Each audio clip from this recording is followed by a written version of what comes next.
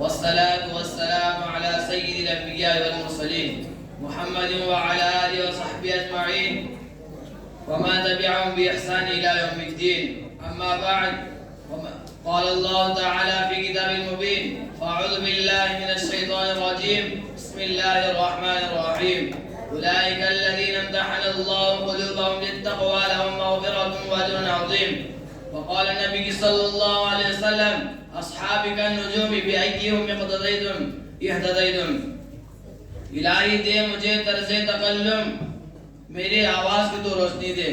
مجھے افکار ساحلیہ کر رہا تھا تو میری تحریر کو روشنی دے. محترم حضرات، آج اس باوقار جلسے میں ان اصحاب خیر کا تذکرہ ہوگا جن کے بارے میں اللہ جل جلالہ عمانہ والوں نے ارشاد فرمایا یہ وہ لوگ ہیں جن کے دلوں کو اللہ پاک نے تقوی کے لیے خالص کر دیا اور مغفرت کا اعلان، ان کے لیے مغفرت کا اعلان اور اجر عظیم ہے. نیز سرور کائنات محمد صلی اللہ علیہ وسلم نے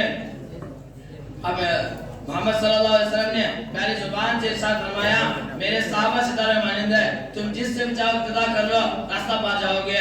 دوستوں، خالی کا مالک رسول رہا ہے کہ انسانی ہدایت کے لیے رسولوں بھیجتا رہا. چنانچہ حضرت آدم علیہ السلام بھیجا، حضرت نوح علیہ السلام بھیجا، حضرت ابراہیم علیہ السلام بھیجا، حضرت موسیٰ علیہ السلام بھیجا، حضرت عیسیٰ علیہ السلام بھیجا. آخر میں سعید و طہا، تاجدار مدینہ، سرور کائنات، خاتم الانبیاء محمد رسول اللہ صلی اللہ علیہ وسلم بھیجا. اب نبی میں سلسلہ ختم، رسولوں میں سلسلہ ختم، قیامت تک کوئی نبی آنے والا نہیں. یہ دین آخری دین ہے، یہ شریعت آخری شریعت ہے، یہ مذہب آخری مذہب ہے. یہی وجہ ہے کہ اللہ نے آپ صلی اللہ علیہ وسلم کو صحابہ کی وہ پاک و پاکیزہ اور مقدس جماعت فرمائی جس نے مذہب اسلام کو پھیلانے اور مذہب اسلام کو زندہ کرنے اور پھیلانے کے لیے اپنے تن من دھن کی باتیں لگا دی. چنانچہ تاریخ شاہد ہے کہ ان سچے جانشینوں نے اسلام کا دین اور قربان پیش کیا ہے جس کے نظر پیش کرنے سے عالم انسان تحت دامن جا لیا ہے. یہی صحابہ ہیں جنہوں نے حکم خداوندی اور پیغام محمد کی کام کرنے کے لیے گردن کٹا دی اور جب بیوہ کیا بچوں کا یتیم کر دیا. محترم حضرات، صحابہ کرام کی جماعت وہ جماعت ہے جس کو رب کائنات نے درسگاہ کے لیے منتخب فرما دیا اور ہے عظیم محمد رسول اللہ صلی اللہ علیہ وسلم ان کا معلم بنایا اور کتاب اللہ قرآن پاک عطا فرمائے. علامہ الغیوب نے خود ان کا امتحان لیا. یہ صحابہ کا مقدس گروہ امتحان میں پورا اترا. خدا ماتی قدس نے انعام رضی اللہ عنہ رضوان کا قصص سنایا.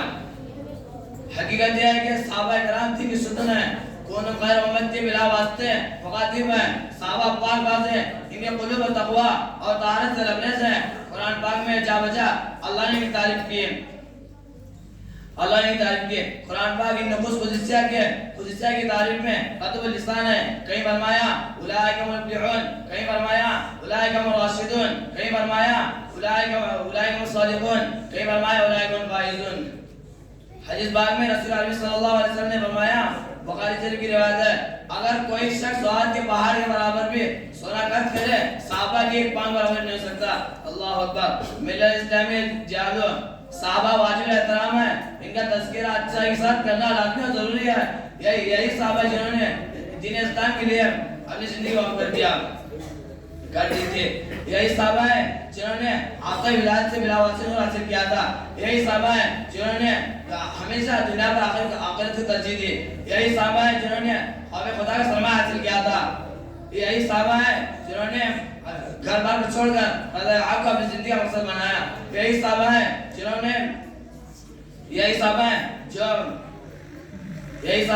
جو آپ کو صداقت کا مشترک نمونہ تھے. یہ وہ صحابہ ہیں جو سرمکہ مجاہد تھے. یہ وہ صحابہ ہیں جنہوں نے نئی نبی جنہوں کو چھوڑ کر صدا جاب کا لبیک کہا. یہ وہ صحابہ ہیں جن کی لاش کو فرشتوں نے خود دیا.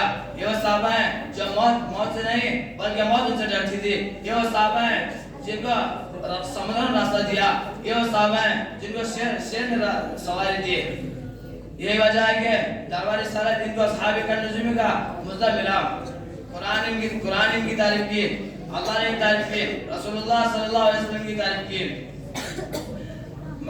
مگر آئے مذہب اسلامی کے متوالو آج سے 1400 سال پہلے خاتم الانبیاء محمد رسول اللہ صلی اللہ علیہ وسلم نے اپنی زبان مبارک سے ارشاد فرمایا تھا کہ میری امت میں فرمایا تھا کہ میری امت تک فرقوں میں تقسیم ہو جائے گی.